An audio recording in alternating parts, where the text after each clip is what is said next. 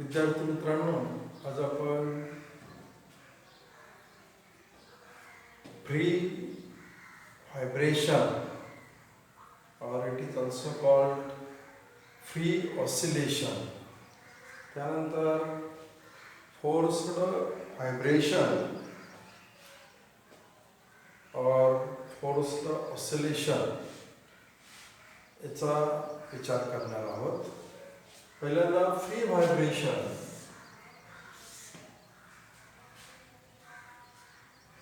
कशाला म्हणायचं किंवा व्हायब्रेशन किंवा ऑसिलेशन हे आपण याच्या अगोदर शिकलेलो आहोत 11वी मध्ये किंवा 10वी मध्ये. तर vibration means the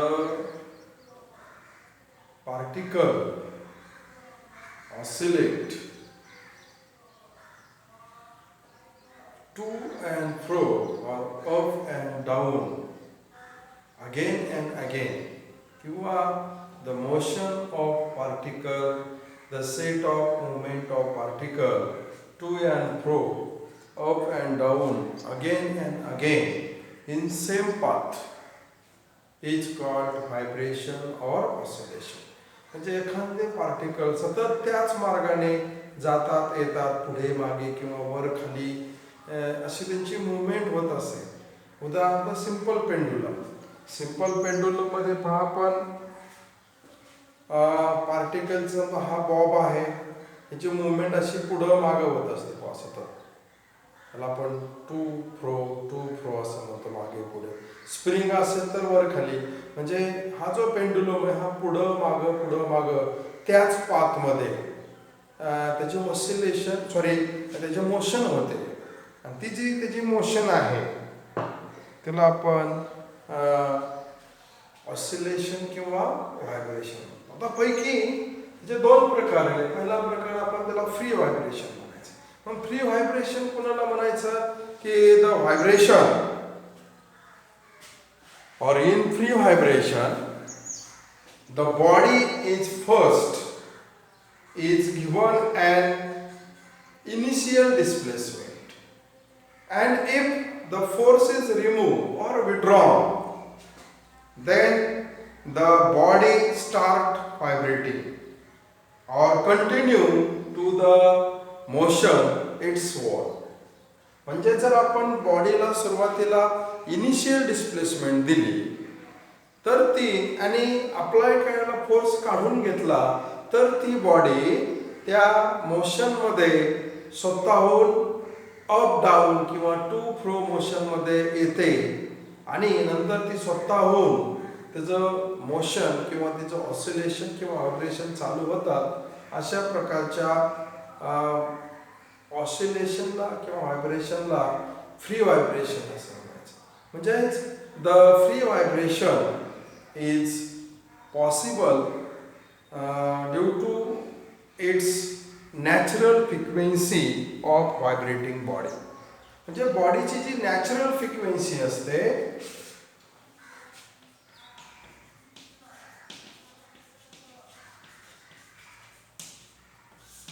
natural frequency कुणाला म्हणायचं. जर आपण एखाद्या बॉडीला ऑसिलेट केलं किंवा त्याला आपण प्लग केलं किंवा हॅमरिंग केलं तर त्या ठिकाणी व्हायब्रेशन तयार होतात आणि ते त्या बॉडीचे जे स्वतःचे व्हायब्रेशन असतात त्याला त्या फ्रिक्वेन्सीला नॅचरल फ्रिक्वेन्सी असं म्हणायचं.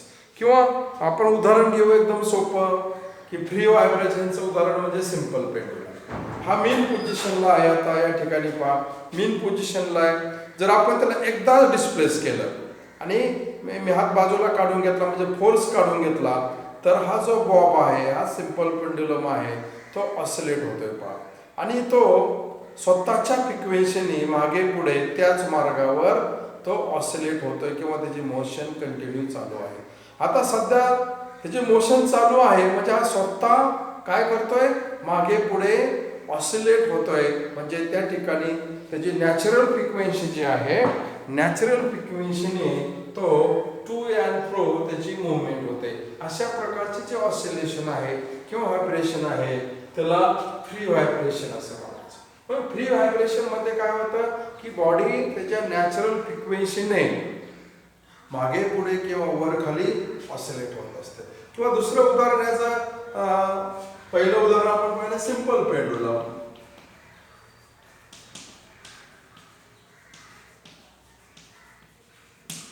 दुसरं उदाहरण आहे व्हायब्रेशन इन स्ट्रिंग. स्ट्रिंग मध्ये जर आपण प्लंकिंग केलं तर त्या ठिकाणी व्हायब्रेशन निर्माण होतात. किंवा आणखी व्हायब्रेशन ऑफ ट्युनिंग फॉर्क. हा जो ट्युनिंग फॉर्क आहे त्याला जर आपण हॅमरिंग केलं रबर पॅडवर तर त्या ठिकाणी त्याचं इनवर्ट आउटवर्ट अशा प्रकारे व्हायब्रेशन निर्माण होतात. हे सर त्या प्रकारच्या व्हायब्रेशनला म्हणायचं free vibration. The vibration of body. आता ह्या फ्री व्हायब्रेशन मध्ये काय घडतं तर when the vibration of body or vibration of particle takes place, then this particle lose its energy due to frictional resistance or air resistance in the atmosphere or in the environment. ह्या समजा आपण lab मध्ये simple पेंडुलमचा प्रयोग करतोय. तो Bob मागे पुढे होतो अशा प्रकारे. तो इकडं जाईल आणि हे जे एम्प्लिट्यूड आहे ए मेन पोझिशन एक्स्ट्रीम पोझिशन मधलं हे एम्प्लिट्यूड सतत कमी होत जातं आणि एक अशी स्टेज येते की हळूहळू त्या बॉबचं ऑसिलेशन थांबतं. म्हणजे काय होतं की तो बॉब आणि ॲटमॉस्फिअर मधला एअर रेजिस्टन्स यांचं फ्रिक्शन होऊन हळूहळू काय होतं तो बॉब मेन पोझिशनला येतो. म्हणजे प्रत्येक वेळेस त्याची एनर्जी कमी होत जाते आणि त्याचं ऑसिलेशन किंवा मोशन स्टॉप होते किंवा तो एंड किंवा मेन पोझिशनला येतो. म्हणजे त्याचं एम्प्लिट्यूड स्लोली डिक्रीज होतं. म्हणजे आपल्याला फ्री व्हायब्रेशन मध्ये काय लक्षात ठेवायचं आहे की पहिला मुद्दा काय आहे की जर आपण एकदा डिस्प्लेसमेंट दिलं तर तो स्वतःहून ऑसिलेशन मध्ये येतो, मोशन मध्ये येतो. बाहेरचा फोर्स आपण काढून घेतला तरी तो ऑसिलेशन त्याचे चालू होतात. हे ऑसिलेशन चालू होत असताना ते ऑसिलेशन त्याच्या नॅचरल फ्रिक्वेन्सीने चालू असतात आणि हळूहळू प्रत्येक ऑसिलेशनला during each oscillation it loses some energy. त्याची एनर्जी खर्ची पडते आणि हळूहळू त्याचं एम्प्लिट्यूड डिक्रीज होतं. जर आपण ग्राफ विचारात घेतला एम्प्लिट्यूडचा तर सुरुवातीला एम्प्लिट्यूड जास्त असतं, नंतर मात्र ते कमी होत जातं आणि नंतर काय होतं की त्याचं एम्प्लिट्यूड अगदी शून्य होतं, कमी होतं. म्हणजे अशा प्रकारे जे ऑसिलेशन होतात त्याला आपण फ्री ऑसिलेशन किंवा फ्री व्हायब्रेशन असं म्हणतो. याचं उदाहरण आपण घेतलंय सिंपल पेंडुलम असेल, स्ट्रिंग व्हायब्रेटिंग स्ट्रिंग असेल किंवा ट्युनिंग फॉर्क असेल. हे जे व्हायब्रेशन आहेत त्याला फ्री व्हायब्रेशन असं म्हणायचं किंवा त्याला फ्री व्हायब्रेशन म्हटलं जातं. तर दुसरा भाग आपण बघूया की what is mean by forced vibration और forced oscillation.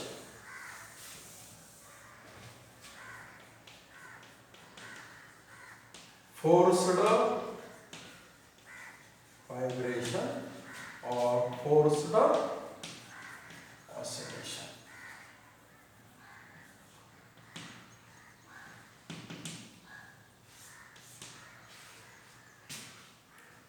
In forced vibration, an external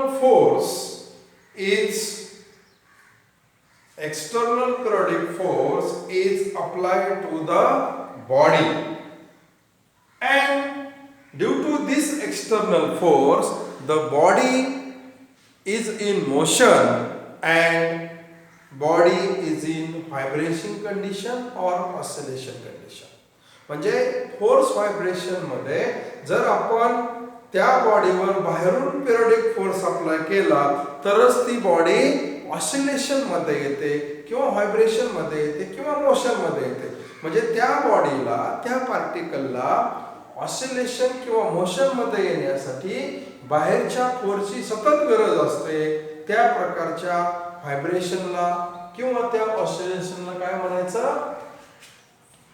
forced vibration. म्हणजे इथे कोणामुळे होत आहे? Due to external periodic force. बाहेरच्या फोर्समुळे ती बॉडी ऑसिलेशन मध्ये येते. त्या प्रकाराला काय म्हणायचं? म्हणजे in forced vibration the external periodic force is applied on the body and then body get into motion or get into vibration or get into oscillation. Such a oscillation or vibration is called forced vibration. म्हणजे ह्या vibration मध्ये बाहेरचा force गरजेचा आहे. For example drill machine आपल्याला माहिती आहे. Drill मशीनच्या साहाय्याने आपण भिंतीमध्ये छिद्र घेतो. म्हणजे तिची मोशन आहे त्या खिळ्याची किंवा जो ड्रिल मशीनची जी मोशन आहे, जो खिळा आत किंवा बाहेर आपण पाठवतो भिंतीच्या, ते उदाहरण आहे ड्रिल मशीन.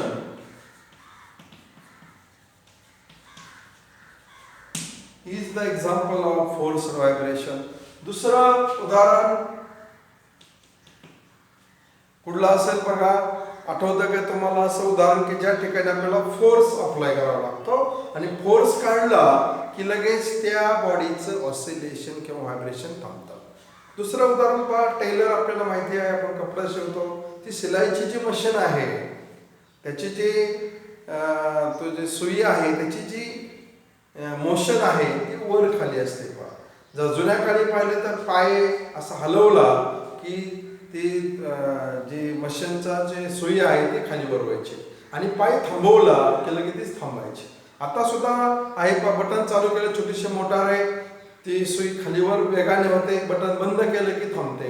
म्हणजे सिलाईची मशीन मध्ये ती मुवमेंट आहे सुईची, त्याला सुद्धा आपण ते हे सुद्धा फोर्स्ड व्हायब्रेशनचं उदाहरण आहे. किंवा आपल्याकडे घड्याळ पाहतो आपण, जोपर्यंत त्याच्यामध्ये सेल आहे तोपर्यंत त्याचे जे काटे आहेत किंवा ते घड्याळ चालू असतं. म्हणजे सेल हे काय झालं? बाहेरचा फोर्स. सेल काढून घेतला आपण की घड्याळ बंद पडतं, पण सेल टाकले की ते काटे फिरायला सुरुवात होतात. म्हणजे हे सुद्धा उदाहरण आहे फोर्स्ड व्हायब्रेशनचं. किंवा क्लॉक आहे, क्लॉक पेंडुलम. क्लॉक पेंडुलमचा जो पेंडुलम असतो, जोपर्यंत त्याच्यामध्ये सेल आहे तोपर्यंतच तो ऑसिलेट होतो. म्हणजे अशा प्रकारे त्याला बाहेरून फोर्स अप्लाय करावा लागतो. आणि हे आहेत सर्व उदाहरण फोर्स्ड व्हायब्रेशनची. इन फोर्स्ड व्हायब्रेशन, ह्या फोर्स व्हायब्रेशन मध्ये ते व्हायब्रेशन कशी घडून येतात? तर there is the combination of two frequencies. First, the frequency of external force. Force vibration कधी घडतात की जो एक्सटर्नल फोर्स आहे त्याची frequency and natural frequency of body. बॉडीची स्वतःची नॅचरल फ्रिक्वेन्सी किंवा स्वतःची फ्रिक्वेन्सी आणि बाहेरून अप्लाय होणारी फोर्स त्याची फ्रिक्वेन्सी मॅच झाली तर दोन्ही फ्रिक्वेन्सीमुळे काय घडतं? या ठिकाणी व्हायब्रेशन किंवा ऑसिलेशन घडून येतात. इफ दिस डिफरन्स, म्हणजे कुणाचा difference? The difference between this frequency, difference between frequency of external force and natural frequency. ह्या दोन फ्रिक्वेन्सी मधला डिफरन्स ह्याच्यावर त्याचे ऑसिलेशन किंवा एम्प्लिट्यूड अवलंबून असतं. म्हणजे the amplitude of the free vibration is depends upon the difference between two frequency, that is frequency of external force and natural frequency of body. ह्या दोन फ्रिक्वेन्सी मधला डिफरन्स किती आहे? तो स्मॉल आहे, तो कमी आहे का तो जास्त आहे, तो लार्ज आहे का स्मॉल आहे, ह्याच्यावर अँप्लिट्यूड अवलंबून असतं. म्हणजे ते amplitude of force vibration depends upon difference between external frequency of external force and natural frequency of body. जर हा डिफरन्स लार्ज असेल, if difference is large, then the amplitude is minimum. Amplitude is minimum. जर फ्रिक्वेन्सीचा difference जास्त असेल तर त्याचं amplitude कमी असेल, म्हणजे हे दोन इनव्हर्सली प्रोपोर्शनल टू आहेत. त्यानंतर डिफरन्स हा जर स्मॉल असेल, then the amplitude is large. जर त्या दोन फ्रिक्वेन्सी मधला डिफरन्स कमी असेल तर मात्र त्याचं अँप्लिट्यूड लार्ज असतं. हे लक्षात ठेवायचं पहा की तो जो नॅचरल फ्रिक्वेन्सी आहे आणि एक्सटर्नल फ्रिक्वेन्सी आहे किंवा एक्सटर्नल फोर्सची जी फ्रिक्वेन्सी आहे त्या दोन फ्रिक्वेन्सीवर अँप्लिट्यूड अवलंबून असतं. जर तो डिफरन्स, तो जो फरक आहे फ्रिक्वेन्सीचा जो जास्त असेल तर अँप्लिट्यूड कमी होतं, जर तो कमी असेल तर मात्र अँप्लिट्यूड वाढतं. आणि तिसरी कंडिशन, ज्या वेळेस ह्या दोन फ्रिक्वेन्सी, कुठली एक्सटर्नल फोर्सची फ्रिक्वेन्सी आणि नॅचरल फ्रिक्वेन्सी एक्झॅक्टली मॅच झाली,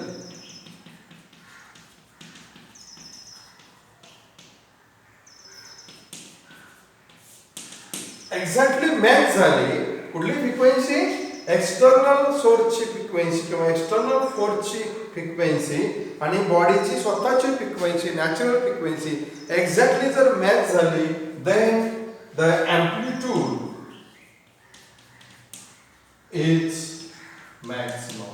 तर काय घडतं, त्या व्हायब्रेशन मध्ये त्या पार्टिकलचं अँप्लिट्यूड वाढतं. फोर्स व्हायब्रेशन मध्ये अँप्लिट्यूड वाढतं कधी, जर नॅचरल फ्रिक्वेन्सी आणि फ्रिक्वेन्सी ऑफ एक्सटर्नल फोर्स जर एक्झॅक्टली मॅच झाले तर अँप्लिट्यूड वाढतं. आणि दिस इज कॉल्ड रेझोनन्स. त्या कन्सेप्टला काय म्हणतात, रेझोनन्स. हा साऊंड मधला प्रकार आहे पहा की रेझोनन्स म्हणजे काय, तर थोडक्यात मोठा, त्याची इंटेन्सिटी जास्त असते, लाऊडनेसचा भाग येतो. पण रेझोनन्स कधी घडतं, जर दोन फ्रिक्वेन्सी मॅच झाल्या, एक्झॅक्टली मॅच झाल्या, एक्सटर्नल सोर्सची फ्रिक्वेन्सी आणि नॅचरल फ्रिक्वेन्सी बॉडीची, तर त्या ठिकाणी अँप्लिट्यूड वाढतं. आणि अँप्लिट्यूड वाढतं, तो जो फेनॉमेनॉन आहे मॅक्सिमम अँप्लिट्यूडचा, दिस इज कॉल्ड रेझोनन्स. त्या प्रकाराला रेझोनन्स असं म्हटलं जातं. त्यानंतर आपण फ्रिक्वेन्सीचा वर एक 2-3 कन्सेप्ट बघणार आहोत. This concept is related to frequency. म्हणजे ज्या वेळेस फ्री व्हायब्रेशन घडतं, फोर्स व्हायब्रेशन घडतं, तर आपण पाहिलं की फ्री व्हायब्रेशन मध्ये काय होत आहे की अँप्लिट्यूड त्याचं स्लोली डिक्रीज होतं आणि फोर्स व्हायब्रेशन मध्ये अँप्लिट्यूड त्याच्या फ्रिक्वेन्सीवर अवलंबून असतं. म्हणजे नॅचरल फ्रिक्वेन्सी आणि एक्सटर्नल सोर्सची फ्रिक्वेन्सी त्याच्यावर त्याचं अँप्लिट्यूड अवलंबून असतं. हा झाला एक भाग. आता आपल्याला पाहायचं की फंडामेंटल फ्रिक्वेन्सी,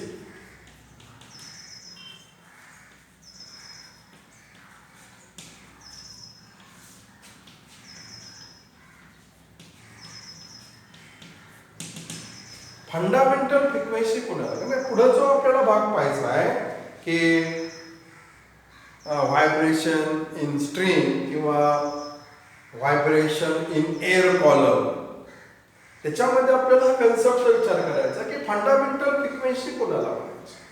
तर आपल्याला माहिती फ्रिक्वेन्सी, आपण 8वी 9वी 10वीला त्याची डेफिनेशन पाहिली की फ्रिक्वेन्सी म्हणजे काय. म्हणजे जर आपण व्हायब्रेशनच्या बाबतीत विचार करायचं म्हटलं फ्रिक्वेन्सीचा, the number of vibration perform by the particle in particular time is called frequency. म्हणजे ठराविक दिलेल्या वेळामध्ये एखाद्या एका सेकंदामध्ये, एका मिनिटामध्ये, एका तासामध्ये ते पार्टिकल किती व्हायब्रेशन करतात. म्हणजे एका सेकंदामध्ये 10 व्हायब्रेशन करतात का 5 व्हायब्रेशन करतात, ह्याला फ्रिक्वेन्सी असं म्हटलं जातं. मग फंडामेंटल फ्रिक्वेन्सी म्हणजे काय? The frequency of vibrating particle. The frequency of vibrating particle is very small और इज मिनिमम.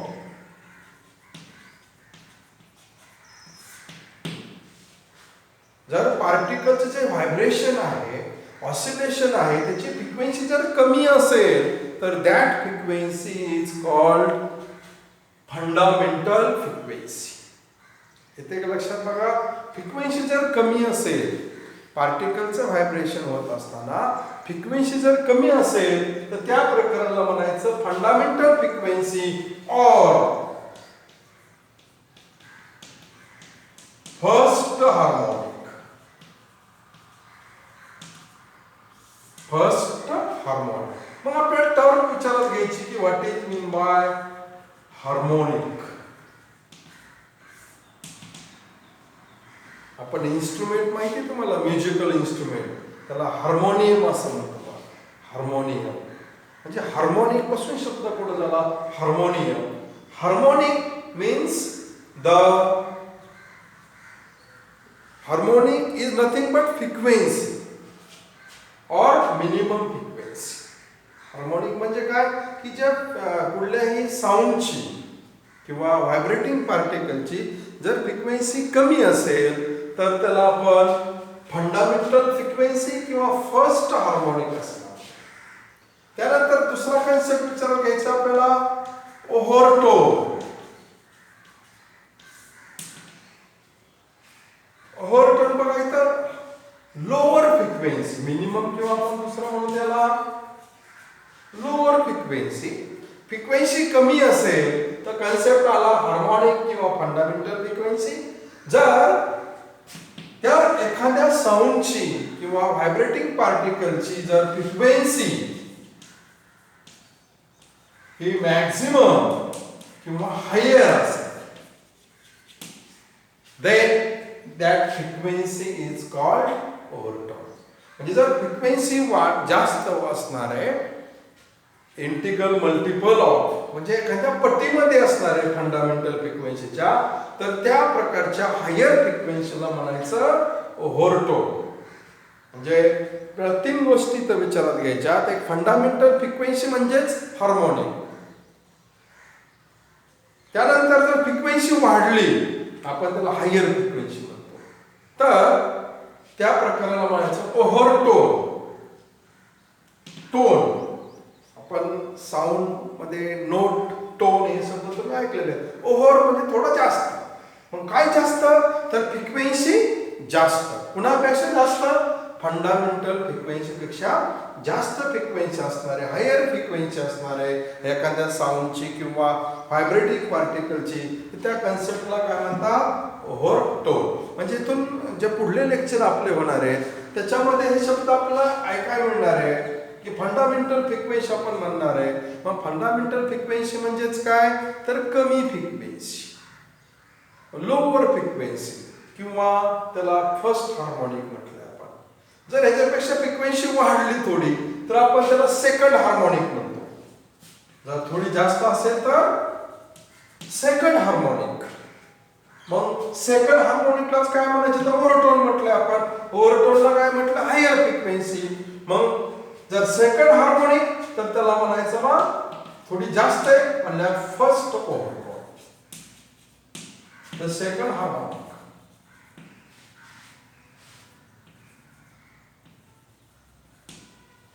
म्हणजे जर फ्रिक्वेन्सी वाढली कोणापेक्षा जास्त, फर्स्ट ओव्हरटोन पेक्षा, त्याला सेकंड ओव्हरटोन म्हणतात. किंवा सेकंड हार्मोनिक आणि फर्स्ट ओव्हरटोन. म्हणजे बरोबर त्या पट्टीमध्ये integral multiple of fundamental frequency, त्या पट्टीमध्ये जर फ्रिक्वेन्सी वाढत असणार आहे तर त्या प्रकाराला काय म्हणतात? ओव्हरटोन. मग फर्स्ट ओव्हरटोन असेल, second overtone, third overtone and so on. त्याचप्रमाणे हार्मोनिक सुद्धा असतं, first harmonic, second harmonic, third harmonic. म्हणजे अशा प्रकारे फ्रिक्वेन्सी जर ठराविक पटीमध्ये वाढत असेल तर त्या प्रकाराला म्हणतात फंडामेंटल फ्रिक्वेन्सी. म्हणजे कमी असेल त्यापेक्षा थोडं जास्त असेल तर हार्मोनिक, त्याच्यापेक्षा जास्त असेल तर ओव्हरटोन, असा क्रम असतो फ्रिक्वेन्सीचा इन्क्रीजिंग ऑर्डरनुसार. म्हणजे ह्या गोष्टी आपल्याला पुढल्या लेक्चरमध्ये जे स्ट्रिंगचे व्हायब्रेशन, आपल्याला दोरीमधलं जे व्हायब्रेशन आहे ऑसिलेशन ते पाहायचंय, आणि एअर कॉलम मधलं व्हायब्रेशन त्याच्यामध्ये आपल्याला एक टर्म लागणार आहे.